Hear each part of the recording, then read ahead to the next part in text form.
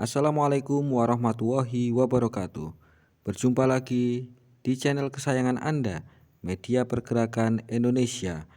Channel yang menyajikan tentang organisasi, politik, kenegaraan, dan agama dengan tuntas. Kali ini kita akan membahas tentang isu Partai Coklat, salah satu isu yang mewarnai Pilkada tahun 2024 ini. Istilah Partai Coklat menjadi perhatian publik, menimbulkan perdebatan tentang netralitas demokrasi di Pilkada 2024. Diskusi tentang demokrasi di Indonesia kembali memanas dengan munculnya istilah Partai Coklat.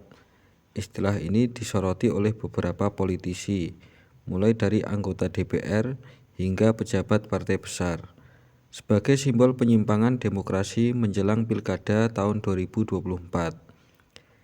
Istilah ini pertama kali mencuat di dalam rapat Komisi 1 DPR RI yang membahas netralitas TNI dan penegak hukum dalam proses demokrasi. Namun istilah tersebut ternyata memiliki akar yang lebih dalam, merujuk pada dugaan penyalahgunaan kekuasaan oleh kelompok tertentu.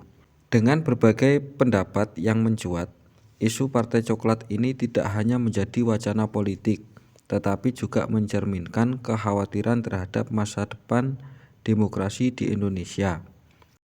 Istilah Partai Coklat pertama kali mencuat ketika Yoyo Riyosudibyo, anggota DPR RI fraksi Nasdem, mengungkapkan pandangannya dalam rapat bersama Menteri Pertahanan dan Panglima TNI.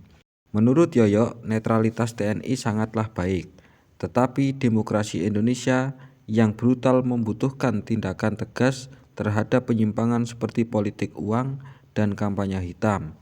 Ia menyebut Partai Coklat sebagai fenomena baru yang terkait dengan Pilkada 2024. Istilah ini digunakan untuk mengkritik penyimpangan dalam proses demokrasi yang dinilai mengarah pada pembentukan kekuasaan otoriter. Sekretaris Jenderal PDIP, Hasto Kristianto, menegaskan bahwa istilah Partai Coklat mengacu pada pendukung loyal Presiden Joko Widodo. Ia menuduh bahwa Partai Coklat mencerminkan upaya Joko Widodo membangun kerajaan politik dengan menempatkan orang-orang terdekatnya di posisi strategis di pilkada. Menurut Hasto, tindakan ini bertentangan dengan prinsip negara republik. Ia menyebut Jokowi menggunakan kekuasaannya untuk memperkuat kekuatan politik keluarganya di berbagai wilayah. Reaksi PDIP terhadap keterlibatan kepolisian. Ketua DPP PDIP, Dedi Yefri Sitorus, mengarahkan istilah Partai Coklat pada oknum kepolisian yang diduga terlibat dalam memenangkan calon tertentu di pilkada. Ia mengkritik keras Kapolri Jenderal Listio Sigit Prabowo atas dugaan penyalahgunaan kekuasaan. Dedi juga menekankan bahwa keterlibatan institusi kepolisian dalam politik lokal adalah ancaman serius bagi demokrasi yang jujur dan adil. Namun ia belum membeberkan temuan rinci terkait kasus-kasus tersebut. Kapolri Jenderal Listio Sigit Prabowo menyangkal tuduhan tersebut, menegaskan komitmennya untuk menjaga netralitas Polri di pilkada. Ia memerintahkan bawahannya untuk tidak terlibat dalam politik praktis dan hanya fokus menjaga keamanan selama proses pilkada. Listio juga menyebut bahwa pengawasan netralitas dilakukan oleh pihak internal dan eksternal untuk memastikan kredibilitas institusi Polri tetap terjaga. Tanggapan Jokowi terkait Partai Coklat. Presiden Jokowi merespon tudingan yang menyebutkan adanya keterlibatan Partai Coklat atau Parcok dalam Pilkada 2024. Dalam keterangannya, Jokowi yang mendukung sejumlah pasangan calon dari Koalisi Indonesia Maju atau KIM Plus menyebutkan bahwa proses dalam pilkada sudah memiliki mekanisme yang benar. Joko Widodo mengungkapkan jika terdapat dugaan intervensi atau kecurangan, masyarakat dapat melaporkan melalui Badan Pengawas Pemilu atau Bawaslu atau mengajukan gugatan ke MK. Tanggapan Ketua Komisi 3 DPR RI Habibur Rahman. Ketua Komisi 3 DPR RI Habibur Rahman mengatakan bahwa isu adanya keterlibatan Partai Coklat yang dikonotasikan dengan aparat kepolisian pada Pilkada 2024 merupakan kabar bohong atau hoaks.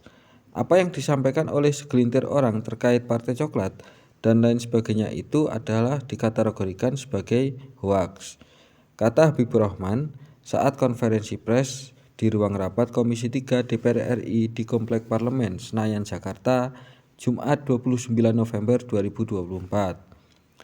Menurut dia, tudingan adanya keterlibatan Partai Coklat pada Pilkada 2024 secara logika tidak masuk akal, sebab kompetisi pilkada tak melulu antara dua kubu. Habibur Rahman juga mengingatkan pentingnya anggota DPR RI untuk berhati-hati dalam memberikan pernyataan, terutama terkait isu sensitif, agar didasarkan pada bukti yang kuat.